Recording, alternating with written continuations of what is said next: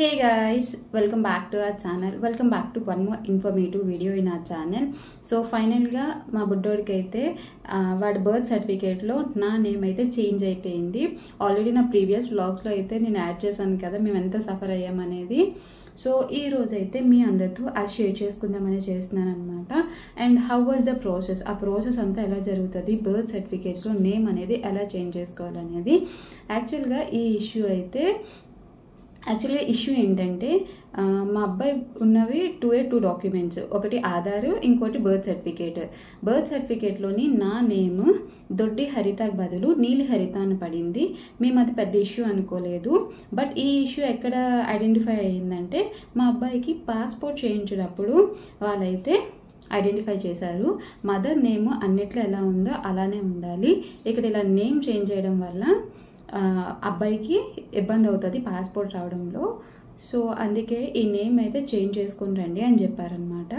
So ఈ birth certificate ఎలా change చేసుకోవాలి ఏంటి ఆ ప్రాసెస్ అంతా మీ అందరితో షేర్ చేసుకుందామని ఈ వీడియో అయితే రికార్డ్ చేస్తున్నాను. యాక్చువల్గా ఏ డాక్యుమెంట్స్ రిక్వైర్డ్ అంటే యాక్చువల్గా బేబీ నేమ్ చేంజ్ చేసుకోవాలనుకుంటే లైక్ గౌతమ్ అని పేరులోని GOW కొంతమంది రాస్తారు, లేకపోతే GOU కొంతమంది రాస్తారు కదా. సో అలాంటి నేమ్ కరెక్షన్స్ ఏవైనా ఉంటే బాబుకి నోటరీ చేయించాలన్నమాట. నేమ్ చేంజ్ చేయించినట్టు, అలాగే స్పెల్లింగ్ చేంజ్ చేస్తున్నట్టు, అలాగే ఆధార్ కార్డ్ సబ్మిట్ చేస్తే సరిపోతుంది. అదే పేరెంట్స్ నేమ్ ఇలాంటివి ఏమైనా చేంజ్ చేసుకోవాలనుకుంటే పేరెంట్స్ యొక్క Aadhaar card, notary is very important, notary చేయించాలి. అలాగే 10th సర్టిఫికేటు, దాంతోపాటు మ్యారేజ్ సర్టిఫికేట్ చాలా ఇంపార్టెంట్. మ్యారేజ్ సర్టిఫికేట్ లేకపోతే మీ హస్బెండ్ ఎవరిదైనా మీ హస్బెండ్దే కావాలి. మీ హస్బెండ్ పాస్పోర్ట్ ఉంటుంది కదా, అందులో మదర్ అండ్ ఫాదర్తో పాటు స్పౌస్ నేమ్ కూడా వస్తుందన్నమాట. సో అదైతే సరిపోతుంది మ్యారేజ్ సర్టిఫికేట్ బదులు. అండ్ 10th సర్టిఫికేట్ కానీ లేకపోతే డేట్ ఆఫ్ బర్త్ సర్టిఫికేట్, ఎవరిదైతే నేమ్ చేంజ్ చేసుకోవాలనుకుంటున్నామో ఆ డాక్యుమెంట్స్ అన్ని అటాచ్ చేయాలన్నమాట. ఈవెన్ మదర్కైనా ఫాదర్కైనా. సో నేను డిస్క్రిప్షన్లో కూడా రాస్తాను ఏ సర్టిఫికేట్స్ రిక్వైర్డో. సో ఈ ప్రాసెస్ అంతా చాలా టఫ్ ప్రాసెస్ అండి. చేంజింగ్ నేమ్ అనేది అంత ఈజీ అయితే కాదు. మేము 20 days కంటిన్యూస్గా తిరిగాము ఈ నేమ్ ఈ చేంజింగ్ కోసము, ఈ నేమ్ చేంజ్ చేయడం కోసం. మీరైతే అబద్ధం అనుకోవచ్చు, కానీ లిటరలీ చెప్తున్నాను కదా. ఒక రోజైతే నా ప్రీవియస్ వ్లాగ్లో కూడా చెప్పాను కదా, ఒక రోజైతే మేము కంటిన్యూస్గా మధ్యాహ్నం 12:30కి వెళ్ళాము.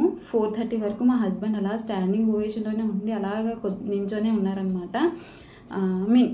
అంటే మన ఎమర్జెన్సీని, మన యొక్క నెసెసరీని వాళ్ళకి ఎక్స్ప్లెయిన్ చేస్తే వాళ్ళు కొద్దిగా ఫార్వర్డ్గా చేస్తారు, లేకపోతే అస్సలు చేయరండి. ఇదైతే చాలా టఫ్ ప్రాసెస్. ఇవన్నీ ఎక్కడ సబ్మిట్ చేయాలంటే ఈ డాక్యుమెంట్స్ అన్నైనా మనకి ఫస్ట్ టైం ఎక్కడైతే బర్త్ సర్టిఫికేట్ ఇష్యూ చేస్తారో అక్కడికి వెళ్ళి సబ్మిట్ చేయాలి. అండ్ మీరు GVMCలో తీసుకుంటే, లైక్ మున్సిపల్ ఆఫీస్లో తీసుకుంటే అక్కడికి వెళ్ళి చేయించుకోవాలి, లేకపోతే హాస్పిటల్లో ఇష్యూ చేస్తే హాస్పిటల్లోకి వెళ్ళి చేయించుకోవాలి. So I think this video is somewhat informative to all.